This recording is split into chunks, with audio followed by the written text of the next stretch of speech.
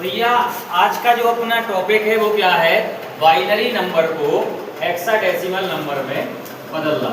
तो देखिए क्वेश्चन के रूप में इस प्रकार से बाइनरी संख्या आपको दी गई होगी, उसको किस में बदलना होगा, हेक्साडेसिमल में।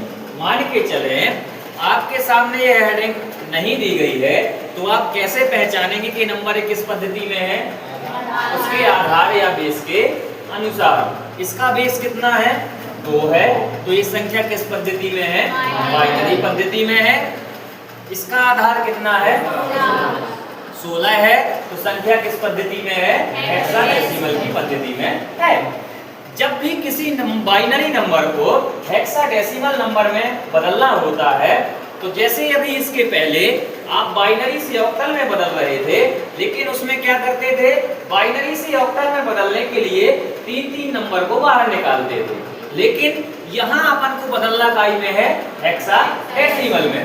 तो यहाँ पर दिए गई संख्याओं के नंबर में से 4-4 संख्याओं को बाहर निकालेंगे। वहाँ 3 की पेयरिंग बनाते थे, यहाँ कितने अंकों की पेयरिंग बनाएंगे, 4 अंकों की। 4-4 अंकों को अपन बाहर निकाल लेंगे। तो पहले 4 अंक जो होंगे वो 1101, दूसरे 4 अंक जो होंगे 11, 00, और लास्ट के जो में आप देखेंगे कि संख्या केवल एक ही बच रही है। तो मैंने कल भी आपको बताया था कि संख्या के पहले 0 लगाने से संख्या का मान घटता बढ़ता नहीं है, लेकिन इसमें पेयरिंग के रूप में संख्या 4 अंकों के रूप में ही बाहर आएगी। तो अपन इसके पहले कितने 0 लगा देंगे, 3। अब देखिए जब बाइनरी से ऑक्टल में बदल रहे थे तो उसके लिए 421 फॉर्मूला लगता था, 4 to 1। क्यों लगता था, क्योंकि वहां पे ऑक्टल में बदल रहे थे तो ऑक्टल में संख्या कितनी होती थी, 0 से लेके 7 तक। लेकिन हेक्साडेसिमल में 0 से लेके कितनी संख्याएं होती हैं, 15 तक।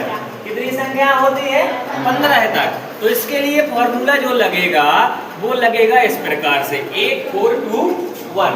आप इनका आपस में कैलकुलेशन करेंगे, योग करेंगे तो टोटल कितना आएगा, 15 आएगा। इसलिए इसमें कौन सा फॉर्मूला लगेगा, 8, 4, 2, 1।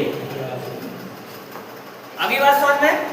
अब देखिए जैसे वहां बदलते थे वैसे यहाँ पे भी बदलना है, यानी जैसे बाइनरी से ऑक्टल में बदल रहे थे नंबरों को, वैसे यहाँ हेक्साडेसिमल में बदलेंगे। अंतर केवल यही है कि वहाँ 3 की पेयरिंग होती थी, यहाँ कितने की होगी, 4 की होगी।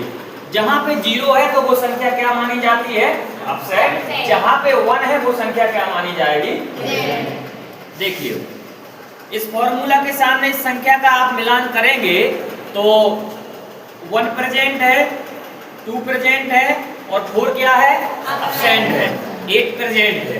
तो 8, 2, 10 और 1 11। यहाँ कितना आएगा, 11 आएगा। यहाँ कितना आएगा, 3 आएगा, क्योंकि 8 और 4 क्या है, इसमें अपसेंट है, 3 आएगा। यहाँ कितना आएगा, 1 आएगा। तो आपने पढ़ा था कि 10 से लेके 15 के बीच में अगर कोई संख्या आती है तो उसके लिए A से लेके F तक के अल्फाबेट उपयोग में लेंगे। तो यहाँ कितना आया, 11। 11 को क्या लिखेंगे, B लिखेंगे।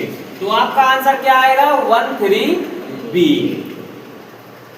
ये आपका क्या हो गया भैया, आंसर। कठिन है क्या, नहीं है, बहुत सरल है। अगली बात समझ में, लिख लो इसको।